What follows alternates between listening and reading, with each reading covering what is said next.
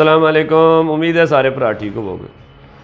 यार मैनू एक खबरां अज चलियां खबरां सुनियां कि भाई पंजाब कोई तेल निकलिया है, लाहौर के नेड़े तेड़े कोई तेल के कुएँ दरियाफ्त हो गया, तो कोई सोने दी काना भी निकल आईयां। तो इस वजह तो पंजाब असैम्बली के अरकान की जी तनख्वाहां वो वधा दित्तियां गईयां, थोड़ियां भी नहीं वधाइयां। जदों आती है आवाम की वारी उदों 10% 15%, तो जदों आती है शराफिया की वारी, ये कोई फकीर के बच्चे ने, ये कोई मरासियां के बच्चे ने, ये कोई भुखे नंगे ने, सारे वारियां ला के बैठे ने, लुटमार करके बैठे ने, सारे अरबां खरबां पति ने। इन्हों तो चाहिए कि बेलौस काम करन, मुल्क की खिदमत वास्ते आए ना, तो बेलौस काम करन, तनख्वाहां भी ना लैन, मरात भी ना लैन, पेट्रोल का खर्चा भी ना लैन, तो अपनियां गड्डियां इस्तेमाल करन बेलौस। लेकिन जदों उन्होंने तनख्वाह की वारी आती है तो PTI भी एक आ, पीपल्स पार्टी, नून लीग, सारे PTI वाले वैसे मुल्क के ज़्यादा हमदर्द अजकल रैलियां कढ़ रहे हैं। हुण रुक जाते ना वधाते तनख्वाहां, कहते असीं नहीं वधा रहे, असीं मुल्क का नुकसान नहीं कर रहे। मुल्क नाजुक दौर तो गुजर रहा, तो इन्हां दी अयाशियां डबल कर दित्तियां गईयां। गरीब की तनख्वाह वधी है 10 तो 15%। सरकारी मुलाजम वो जिहड़ा टैक्स दिंदा 60%, 70% पेश जिहड़ा टैक्स पाकिस्तान कलैक्ट होंदा वो तनख्वाहदार तबका दिंदा, ठीक है।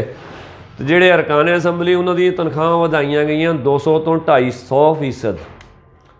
तो ये खुला तजाद नहीं, 200 तो 250%। और महंगाई वधी है 200%, आवाम की तनख्वाह वधाई 15%। तो ये हैगा साडे सियासतदानां दा मुल्क दे नाल विहार, मुल्क दे नाल विचार, तो मुल्क दे नाल वाबस्तगी, तो मुल्क दे नाल वफादारी। तो साडी आवाम पागल इन्हां दे पिछे जिंदाबाद मुर्दाबाद नारे मार मार के पागल हो जाती है, तो अपने बच्चे मरवा लेंदे ने, शहीद करवा लेंदे ने, अपने कारोबार तबाह करवा लेंदे ने। लेकिन ये उत्ते जिहड़ा एक तबका बैठा है ना, आओ कोई भी होवे, खा किसी पार्टी का भी हो। मैं अक्सर कहना आपदी, मेरा एक उर्दू चैनल भी है कराची स्क्रिप्ट के नाम तो वो भी कहना कि 20% अशराफिया, 20% बिजनेसमैन, तो बाकी जो 60% तबका वो है सफैद पोश, वो तो 40% तक गुरबत की लकीर तो थले आ, वो तो बेचारे रोटी तो ही तंग आ।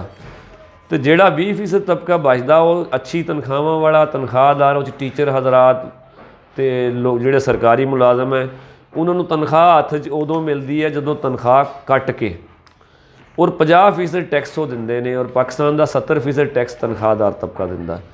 यार उन्होंने वास्ते भी कुछ सोच लो। जदों अपनी मर्जी का कोई बिल पास करना हो, अपनी मर्जी का कोई काम करना हो, तो सारे इकट्ठे।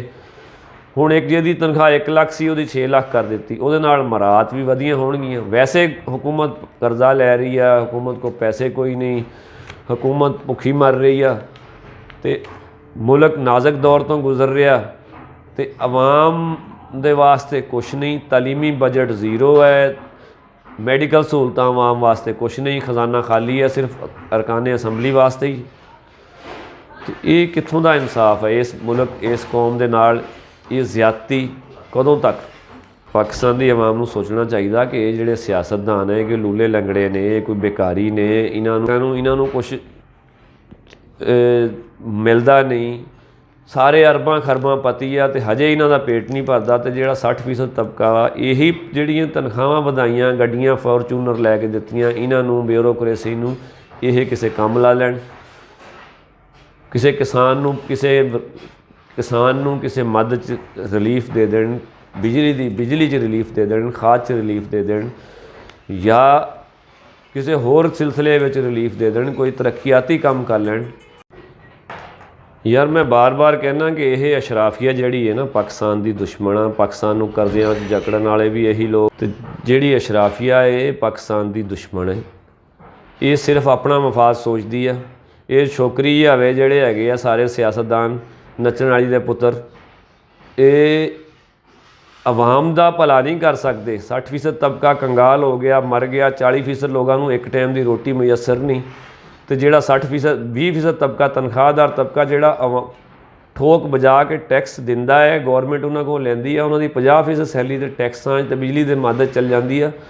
वो बेचारे भी इन्ने परेशान हैं, लोगों ने अपने बच्चे स्कूलों चों कढ़ लेने, पता नहीं किस मुश्किल नाल जिंदगी गुजारने। तो साडी अशराफिया कौमी असैम्बली के मैंबरान जिहड़े साडी खिदमत करन आंदे ने, ਉਹ ਭੂਤਨੀ ਦੇ ਆਪਣੀਆਂ ਤਨਖਾਹਾਂ ਵੀ ਵਧਾਈ ਜਾਂਦੇ ਨੇ, ਰਲ ਮਿਲ ਮੌਜਾਂ ਵੀ ਲਾਈਆਂ, ਖਾਈ ਪੀ ਵੀ ਜਾਂਦੇ ਨੇ ਤੇ ਆਵਾਮ ਨੂੰ ਬੇਵਕੂਫ ਵੀ ਬਣਾਏ ਤੇ ਆਪਸ 'ਚ ਲੜਾਈ ਵੀ ਜਾਂਦੇ ਨੇ। PTI ਵਾਲਾ ਤੇ ਪੀਪਲਸ ਪਾਰਟੀ ਵਾਲਾ ਤੇ ਨੂਨ ਲੀਗ ਵਾਲਾ ਵੀ ਕਰੀ ਜਾਂਦੇ ਨੇ। ਤੇ ਸਭ ਤੋਂ ਵੱਡੀ ਗੱਲ ਹੈ ਕਿ ਫੌਜ ਦੇ ਖਿਲਾਫ ਵੀ ਬਕਵਾਸ ਇਹੀ ਲੋਕ ਸਿਆਸਤਦਾਨ ਹੀ ਕਰਵਾਉਂਦੇ ਨੇ ਆਵਾਮ ਦੇ ਕੋਲੋਂ। ਆਵਾਮ ਦਾ ਦਿਮਾਗ ਬਣਾਉਂਦੇ ਨੇ ਤਾਂ ਆਵਾਮ ਫੌਜ ਦੇ ਖਿਲਾਫ ਬਕਵਾਸ ਕਰਦੀ ਹੈ। ਤੇ ਇਸ ਚੀਜ਼ ਤੋਂ ਬਚਿਆ ਜਾਵੇ। ਇਹ ਸਰਾਸਰ ਨਾਇਨਸਾਫੀ ਹੈ। ਆਵਾਮ ਨੂੰ ਹੁਣ ਇhtਜਾਜ ਕਰਨਾ ਚਾਹੀਦਾ।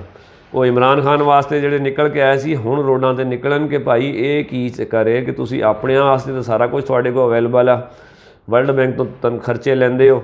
ਉਹ ਮਰੀਮ ਨਵਾਜ਼ ਸਾਹਿਬਾ ਚਾਈਨਾ ਗਈ ਸੀ, ਪਤਾ ਨਹੀਂ ਕੀ ਗੰਦ ਘੋਲ ਕੇ ਆਈ ਹੈ ਉੱਥੋਂ, ਤੇ ਆ ਕੇ ਹੁਣ ਬਿਊਰੋਕਰੇਸੀ ਆਪਣੀਆਂ ਹੀ ਤਨਖਾਹਾਂ ਵਧਾ ਲਈਆਂ। ਹੈ ਕੋਈ ਕਰਨ ਦੀ ਗੱਲ? ਯਾਰ ਇਹ ਮੈਂ ਬੜੇ ਗੁੱਸੇ 'ਚ ਵਲਾਗ ਕਰ ਰਿਹਾ, ਤੁਹਾਨੂੰ ਬੁਰਾ ਲੱਗਿਆ ਹੋਵੇ ਤਾਂ ਮਾਜ਼ਰਤ, ਲੇਕਿਨ ਇਹ ਹੈ ਹਕੀਕਤ। ਸਾਡੇ ਜਿਹੜੇ ਸਿਆਸਤਦਾਨਾਂ ਨੇ ਵਾਕਈ ਸਾਰੇ ਨੱਚਣ ਵਾਲੀ ਦੇ ਬੱਚੇ ਨੇ, ਤੇ ਨਾਲ ਇਹਨਾਂ ਦੇ ਜੱਜ ਵੀ ਸ਼ਾਮਲ ਆ। ਤਾਲਾ ਇਹਨਾਂ ਨੂੰ ਗਰਕ ਕਰੇ, ਅੱਲਾਹ ਤਾਲਾ ਇਹਨਾਂ ਨੂੰ ਗਰਕ ਕਰੇ, ਅੱਲਾਹ ਤਾਲਾ ਇਹਨਾਂ ਨੂੰ ਗਰਕ ਕਰੇ। ਪਾਕਿਸਤਾਨ ਜ਼ਿੰਦਾਬਾਦ।